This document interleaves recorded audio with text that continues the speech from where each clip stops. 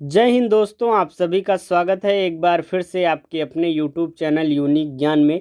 आज हम BA first semester history का चैप्टर 5 देखेंगे, जिसमें हमें मौर्य साम्राज्य के विषय में पढ़ना है। इसके पहले हमने मगध में 3 राजवंशों को अच्छे से आपको बता दिया है, जिसमें हमने आपको अंत में बताया था कि नंदवंश में दानानंद के विषय में बताया हुआ था। उसके आगे हम इसमें किस प्रकार से मौर्य साम्राज्य की स्थापना हुई, इन सभी बातों को हम देखेंगे। मौर्य साम्राज्य के विषय में संपूर्ण जानकारी हम इस चैप्टर में, इस लेक्चर में लेंगे। अगर आप चैनल पर नए हैं तो चैनल को सब्सक्राइब कीजिए। आपने पिछली क्लासेस नहीं देखी हैं तो चैनल पर विजिट कीजिए। प्लेलिस्ट मिल जाएगी BA first semester history classes के नाम से, जहाँ से आप सभी क्लासेस ले सकते हैं। टेलीग्राम चैनल ज्वाइन कीजिए, वहाँ पर सभी क्लासेस के नोट्स दिए जाते हैं। वहाँ से आप अपना रिवीजन कर सकते हैं या फिर अपना हैंड रिटन नोट्स बना सकते हैं।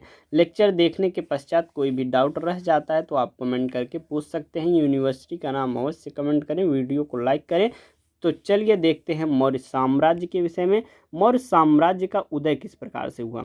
नंद वंश के अंतिम शासक धनानंद को पराजित करके चंद्रगुप्त मौर्य ने मगध में मौर्य साम्राज्य की स्थापना की। मगध में जो है, इसके पहले कौन सा वंश था? नंद वंश था। नंद वंश का अंतिम शासक कौन था? धनानंद था। और धनानंद को पराजित करके चंद्रगुप्त मौर्य ने जो है मौर्य साम्राज्य की स्थापना की। मौर्य वंश के बारे में जानकारी कहाँ कहाँ से मिलती है? मौर्य वंश के बारे में जानकारी अगर हम साहित्यिक स्रोत की बात करें तो अर्थशास्त्र में मिलती है, इंडिका में मिलती है, मुद्रा राक्षस में मिलती है, जैन और बौद्ध ग्रंथों में हमें जो है मौर्य वंश के विषय में हमें जानकारी मिलती है।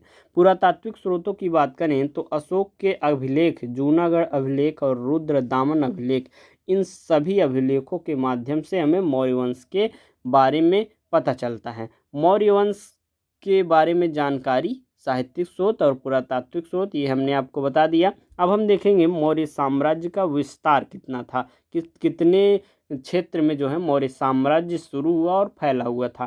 चंद्रगुप्त मौर्य ने मौर्य वंश की स्थापना की थी और एक विस्तृत राज्य की स्थापना की हुई थी।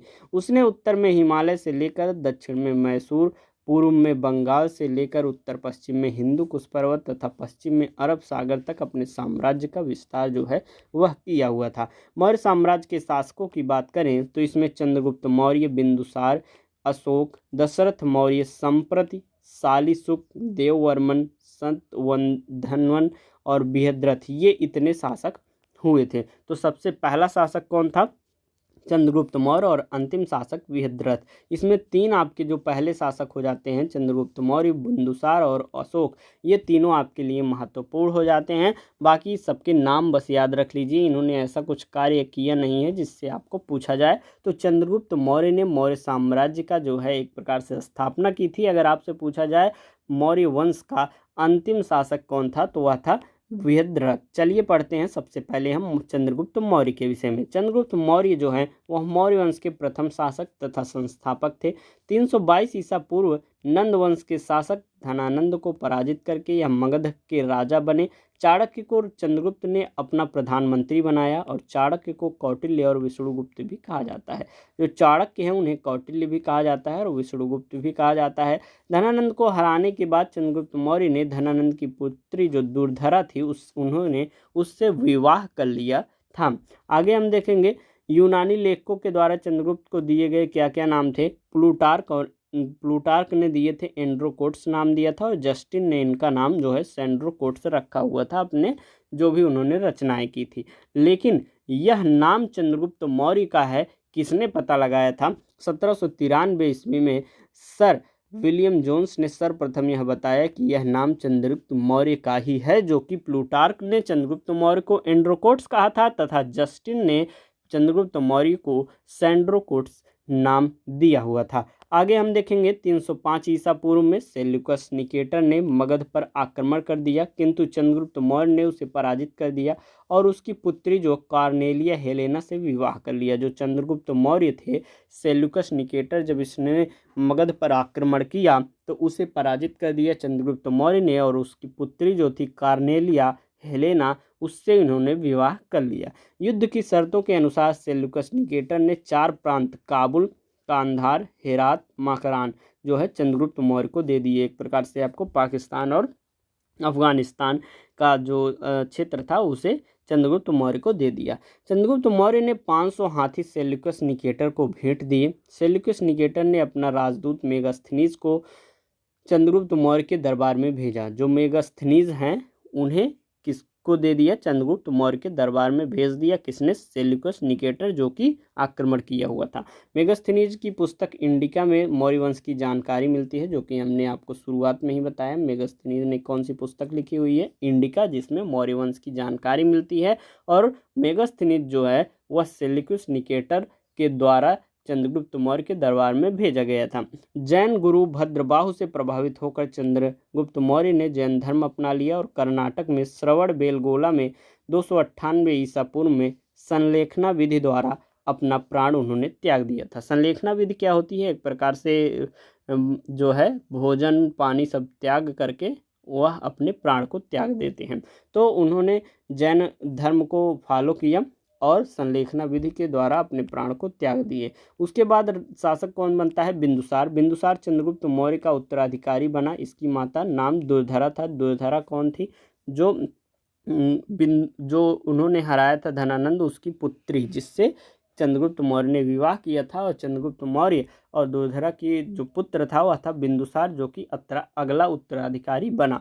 बिंदुसार को अमित्रघात भी कहा जाता है। अमित्रघात किस लिए कहा जाता है? क्योंकि अमित्रघात का अर्थ क्या होता है? शत्रुओं का नाश करने वाला। सीरिया के शासक एंटियोकस ने अपना राजदूत जो है डायमेक्स को बिंदुसार में भेजा और इन्होंने पूछा कि सीरिया में क्या क्या चीज़ें होती हैं। उन्होंने बताई। बिंदुसार ने सीरिया के नरेश, अंजीर, मीठी शराब तथा यूनानी दार्शनिक की मांग की हुई थी। उन्होंने पूछा था डायमेक्स से कि क्या क्या चीज़ें वहाँ की फेमस हैं। तो वह बताता है कि अंजीर, मीठी शराब और यूनानी दार्शनिक वहाँ के बहुत फेमस हैं। तो बिंदुसार ने सीरिया के नरेश से इन चीज़ों की मांग की थी। परंतु जो सीरिया का नरेश था एंटियोकस, उसने 2 वस्तुएं मीठी शराब तथा अंजीर तो भिजवा दी, परंतु यूनानी दार्शनिक की मांग को ठुकरा दिया। उन्होंने कहा कि यूनानी कानूनों के अनुसार दार्शनिक का क्रय विक्रय नहीं किया जा सकता है। बिंदुसार जो है वह आजीवक संप्रदाय का अनुयायी था। बिंदुसार के समय तक्षशिला में विद्रोह हो गया। उस समय तक्षशिला का राजकुमार बिंदुसार का बड़ा बेटा कौन था? सुसीम था। वह विद्रोह को दबाने में असफल रहता है। तब बिंदुसार ने अपने छोटे पुत्र अशोक, जो उस समय अवंती का राज्यपाल था, उसे विद्रोह को दबाने के लिए भेजा। अशोक ने बड़े ही क्रूरता से पूर्वक विद्रोह को दबा दिया। जो छोटा पुत्र है अशोक के विषय में पूछा जाता है। जब यह विद्रोह दबाने जो है तक्षशिला में जाता है, तो उस समय वह क्या रहता है? वह अवंती का राज्यपाल रहता है। कौन? अशोक। बिंदुसार की मृत्यु के बाद अशोक जो है मगध के सिंहासन पर बैठ जाता है। अशोक का जन्म जो है 304 ईसा पूर्व पाटलिपुत्र में हुआ था। बौद्ध ग्रंथों के अनुसार अशोक ने राजा बनने के लिए अपने 99 भाइयों की हत्या कर दी थी। अशोक जो है एक प्रकार से महान अशोक के नाम से भी जाना जाता है। वह 304 ईसा पूर्व में जन्म लिया था। कहाँ पर? पाटलिपुत्र में। और यह कहा भी जाता है बौद्ध ग्रंथों के अनुसार कि वह राजा बनने के लिए अपने 99 भाइयों की हत्या कर देता है। 269 ईसा पूर्व में अशोक का राज्याभिषेक हुआ। अशोक की मां का नाम जो है सुभद्रांगी था। राज्याभिषेक के 8वें वर्ष पश्चात 261 ईसा पूर्व में अशोक ने कलिंग पर आक्रमण कर दिया और कलिंग को जीत लिया। पर कलिंग में हुए भीषण नरसंहार को देखकर अशोक का हृदय जो है वह परिवर्तित हो गया। इसके बाद अशोक ने जो है बौद्ध धर्म अपना लिया और बौद्ध धर्म की शिक्षा अशोक को किसने दी थी? उपगुप्त ने दी हुई थी। अशोक का बौद्ध धर्म उसका व्यक्तिगत धर्म था। उसने कभी भी बौद्ध धर्म को राजकीय धर्म घोषित नहीं किया। अर्थात वह बौद्ध धर्म जो है वह अपना लेता है, परंतु अपने जो लोग होते हैं उनको अपनाने के लिए वह जो है ज़बरदस्ती नहीं करता है। अर्थात कहा गया है कि जो बौद्ध धर्म है उसका व्यक्तिगत धर्म था, उसे राजकीय धर्म कभी उसने बनाने की चेष्टा नहीं की। अशोक ने बौद्ध धर्म के प्रचार के लिए अपने बेटे महेंद्र एवं बेटी संघमित्रा को श्रीलंका भेजा। अशोक ने आजीवक संप्रदाय के लोगों के लिए गया में बराबर की पहाड़ियों में 4 गुफाओं का निर्माण किया। इसका जो पिता था वह आजीवक संप्रदाय का एक प्रकार से अनुयायी था, जो कि हमने आपको पहले ही बताया। तो यह सभी धर्मों को साथ लेकर चलता था, किसी के साथ जो है उसके बाद वो डिफरेंस नहीं किया, मतलब भेदभाव नहीं किया। अशोक भारत का पहला ऐसा शासक था जिसने अपने संदेशों को अभिलेखों के माध्यम से जनता तक पहुंचाया। अशोक के अभिलेखों की भाषा प्राकृत थी, जिसे 4 लिपियों में लिखा गया। कौन कौन सी लिपियां थी? पहली थी लिपि, यह अभिलेख भारत में मिली। ब्राह्मी लिपि की जो अभिलेख थे वह भारत में मिले। खरोष्ठी लिपि, यह पाकिस्तान में मिले। अरमाइक लिपि, यह अफगानिस्तान में मिली। ग्रीक लिपि, यह अफगानिस्तान के उत्तरी सीमा से मिला है। खरोष्ठी लिपि जो है वह दाएं से बाएं लिखी जाती है और सभी जो है बाएं से दाएं लिखी जाती हैं। खरोष्ठी लिपि जो है वह दाएं से बाएं ऐसे लिखी जाती है। अशोक के अभिलेख को पढ़ने की पहली सफलता किसने की थी? 1837 ईस्वी में जेम्स प्रिंसेप को मिली थी। अशोक ने अपने अधिकतर अभिलेखों में अपना नाम जो है देव नाम प्रियदर्शी अर्थात देवताओं का पसंद लिखा हुआ था। मध्य प्रदेश के गुर्जरा तथा कर्नाटक की मास्की नेदर तथा उदेगोलान अभिलेखों में अशोक का स्पष्ट नाम अशोक लिखा हुआ था। राजस्थान के फाब्रू अभिलेख में अशोक ने खुद को मगध का सम्राट बताया है। अशोक की धम्म यात्रा की बात करें तो अशोक ने लोगों को नैतिकता सिखाने के लिए जो नियम कानून की संहिता बनाई उसे ही धम्म कहा जाता है। धम्म किसे कहा जाता है? अशोक ने जो नैतिकता सिखाने के लिए लोगों को एक नियम कानून की संहिता बनाई थी उसे ही धम्म नाम दिया। अशोक का धम्म स्वनियंत्रण पर आधारित था। अशोक ने कहा कि व्यक्ति अपने माता पिता की आज्ञा माने, व्यक्ति ब्राह्मण तथा भिक्षुक का आदर करे, व्यक्ति दास तथा सेवकों के प्रति उदार रहे, व्यक्ति को जियो और जीने दो का पालन करना चाहिए। ये उसने अपने धम्म में लिखा हुआ था। अब हम देखेंगे अशोक के चतुर्दश जो अभिलेख थे अर्थात 14 अभिलेख जो उसने लिखे थे। सब याद करना एक प्रकार से आपके लिए इम्पोर्टेंट नहीं हो जाता, परंतु आपको बता दिया जा रहा है, बस एक बार सुन लीजिए जिससे आपसे कभी भी पूछा जाए तो आप अच्छे से बता पाएँ। तो प्रथम शिलालेख है, उसमें जो है अहिंसा पर बल दिया गया और पशु बलि की निंदा की गई। द्वितीय शिलालेख में इसमें मनुष्य के साथ पशु चिकित्सा की भी चर्चा की गई। तृतीय शिलालेख में जो है अशोक ने 3 अधिकारी राजुक, युक्तक तथा प्रदेशक की चर्चा की, जो धम्म के प्रचार के लिए थे। चतुर्थ शिलालेख, इसमें भैरी घोष युद्ध के स्थान पर धम्म घोष बौद्ध के नीति का चर्चा किया हुआ है। पांचवा अभिलेख जो है, पांचवा शिलालेख जो है, इसमें धम्म महामात्र नामक अधिकारी की चर्चा है जो धार्मिक जीवन की देखरेख करता है। छठे शिलालेख में इसमें अशोक ने कहा कि मेरा अधिकारी जन कल्याण के लिए जब चाहे मुझसे मिल सकता है। सातवां शिलालेख जो है, इसमें अशोक ने विभिन्न धर्मों के आपसी समन्वय की बात कही है और यह सबसे बड़ा शिलालेख है। सातवां शिलालेख जो है वह सबसे बड़ा शिलालेख है। आठवां शिलालेख, इसमें धम्म यात्रा की चर्चा की जो इसके राज्याभिषेक के 8वें वर्ष से प्रारंभ हुई। 10वें वर्ष में गया और राज्याभिषेक के 20वें वर्ष में यह लुम्बिनी गया।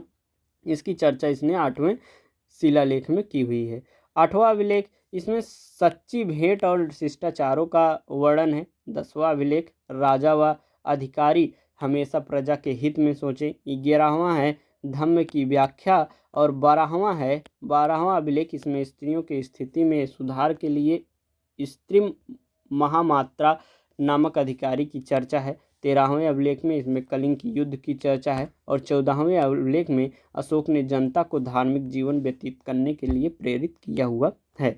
अब जो एक प्रकार से मौर्य उस समय का मौर्य साम्राज्य में विभिन्न अध्यक्ष थे उसको हम जानेंगे। कौन से अध्यक्ष को क्या कहा जाता था?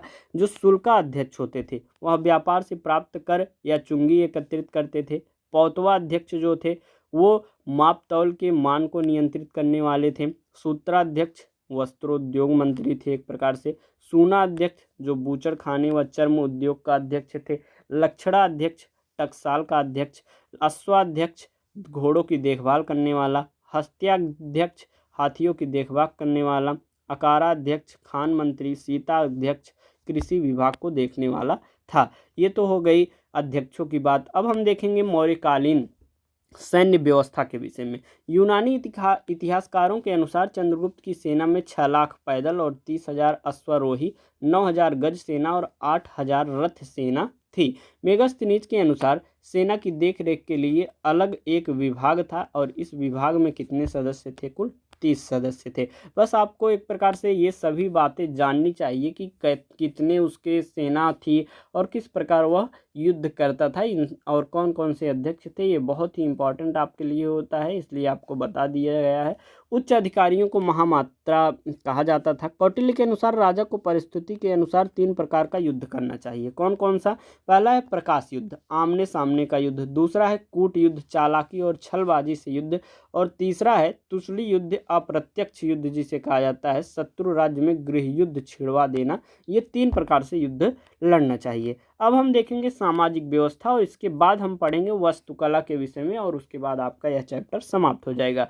कुल मिलाकर मौर्य साम्राज्य के विषय में सभी जानकारी आपको इस लेक्चर से प्राप्त हो जाएगी। जो भी डाउट हो आप कमेंट करके पूछ सकते हैं, या फिर आपको कोई अन्य चीज़ जैसे कि क्वेश्चन पेपर तो सॉल्व कराया जा ही रहा है, मॉडल क्वेश्चन पेपर जो कि प्रीवियस ईयर क्वेश्चन एक प्रकार से वो है, उसे सॉल्व कराया जा रहा है, जो कि आपके लिए इम्पॉर्टेंट रहेगी, जिससे आपको पता चलेगा कि किस प्रकार के प्रश्न हमारे पेपर में आ सकते हैं। तो वह आपके लिए बहुत लाभकारी होगी, उसे भी अवश्य देखें। तो चलिए देखते हैं सामाजिक व्यवस्था मौर्य साम्राज्य में, मौर्य वंश में कैसी थी। चाणक्य ने अर्थशास्त्र में परंपरागत 4 वर्णों का उल्लेख किया हुआ है। कौन कौन से? ब्राह्मण, क्षत्रिय, वैश्य, शूद्र। मेगस्थनीज ने चातुर्वर्ण व्यवस्था का उल्लेख नहीं किया था, किंतु उसने आर्थिक आधार पर भारतीय समाज को 7 वर्गों में बांटा हुआ था। किसने? मेगस्थनीज ने। पहला उसने बताया था दार्शनिक, इसके अंतर्गत पुजारी, भिक्षु तथा विद्वान आदि आते थे। कृषक में मेगस्थनीज ने 7 वर्गों में कृषक की संख्या सर्वाधिक बताई है। तीसरा है पशुपालक, ये पशुपालन का कार्य करते थे। चौथा है व्यापारी शिल्पी, ये अधिकांशतः नगरों में निवास करते थे। सैनिक, समाज में किसानों के बाद सैनिक सर्वाधिक संख्या में थे। निरीक्षक, ये समाज में व्यवस्था का निरीक्षण करते थे। और 7वां होता था मंत्री, समाज में इसके अंतर्गत शासक वर्ग आता था। अब हम लास्ट टॉपिक देखेंगे कि मौर्यकालीन वास्तुकला कैसी थी। मौर्य काल में लकड़ी के भवन हुआ करते थे, जो वर्तमान पटना से मिले हैं। मौर्य काल में पत्थर के कुशल कारीगर होते थे। नेक्स्ट हम देखेंगे अशोक ने मध्य प्रदेश में सांची का स्तूप बनवाया, जो सबसे बड़ा स्तूप है। अशोक ने यूपी के सारनाथ में अशोक स्तंभ बनवाया, जिस पर 4 पत्थर के शेरों को एक ही जगह रखा गया है, जो अहिंसा का सूचक है, और यही भारत का राष्ट्रीय चिन्ह भी है। इस प्रकार से आपका यह जो चैप्टर है मौर्य साम्राज्य, मौर्य वंश, एक मगध साम्राज्य का वंश जो है वह यहाँ पर समाप्त होता है। नेक्स्ट वीडियो में आपके मौर्योत्तर काल के विषय में बताया जाएगा, मौर्य साम्राज्य में क्या था और मौर्योत्तर काल में कौन कौन से वंश थे। इन सभी बातों को आपको नेक्स्ट वीडियो में बताया जाएगा, नेक्स्ट लेक्चर में बताया जाएगा। तब तक चैनल पर बने रहें, अपने दोस्तों के पास वीडियो शेयर करें। कोई भी डाउट हो कमेंट करके आप पूछ सकते हैं। टेलीग्राम चैनल अवश्य ज्वाइन करें, यहाँ पर आपको सभी एक प्रकार से नोटिफिकेशंस दिए जाते हैं। धन्यवाद, मिलते हैं नेक्स्ट वीडियो में।